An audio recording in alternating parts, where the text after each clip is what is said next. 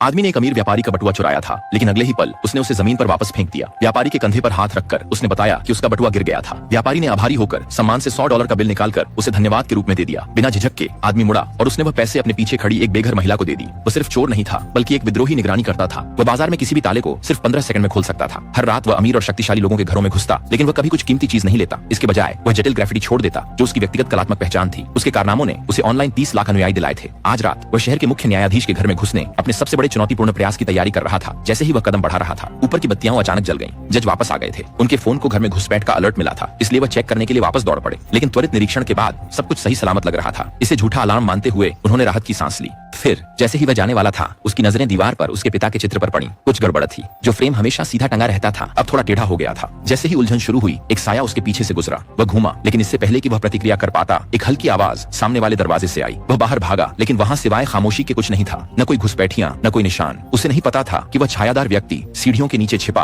अपनी सांसें रोक रहा था। बदकिस्मत चोर एक भी पैसा नहीं चुरा सका, लेकिन उसे उस हवेली के अंदर एक खौफनाक राज मिला। आज आदमी ने पहले अपने फोन पर एक ऐप खोला, बिना किसी कठिनाई के कमरे का वाईफाई बंद कर दिया। फिर बिना कोई आवाज किए वो अंदर घुस गया। रिटायर्ड मुख्य जज का घर संपन्नता और परिष्कार से भरा हुआ था, लेकिन उस आदमी की किसी भी कीमती चीज को चुराने में कोई दिलचस्पी के बजाय वह सीधे बंदरगाह की ओर बढ़ गया। सावधानी पूर्वक उसने उसे नीचे उतारा। खाली जगह पर अपनी हस्ताक्षर ग्राफिटी छोड़ने की तैयारी की, लेकिन जैसे ही वह शुरू करने वाला था, तहखाने से एक हल्की आवाज आई। सावधानी से चलते हुए वह अंदर गया, लेकिन वहां कुछ नहीं पाया सिवाय एक घूमते हुए इलेक्ट्रिक पंखे के। हालांकि उसे जो पहेली में डाल रहा था वह यह था कि तहखाने के एक दराज के अंदर उसे प्लास्टिक की जिपटाई और पुरानी तस्वीरों का ढेर मिला। तस्वीरें जज को उनके युवा दिनों में दिखाती प्रतीत हो रही थीं, जैसे कि वह उन्हें ध्यान से देख रहा था। उसने फोटो गिरा दी, जो फर्श पर बिखर गई। जब वह उन्हें उठाने के लिए झुका, तो उसने देखा कि दीवार के पास भंडारण रैक के नीचे से हल्की रोशनी निकल रही थी। वहाँ एक छुपा हुआ कमरा था। उसी समय टेनिस मैच के दौरान जज को एहसास हुआ कि उनके घर की सुरक्षा प्रणाली बंद हो गई है। उसके पेट में हलचल हुई, कुछ गलत था। बिना देर किए उसने जल्दी से अपने आप को वहाँ से अपनी गाड़ी में बैठकर जल्दी से घर की ओर चला। इस बीच उस आदमी ने ध्यान से स्टोरेज रैक को हटाया, जिसके पीछे एक लाल गुप्त दरवाजा था। वह अच्छी तरह से लॉक था। आदमी ने झिड़ी से आंख सटा ली, अंदर साफ देखने की कोशिश करते हुए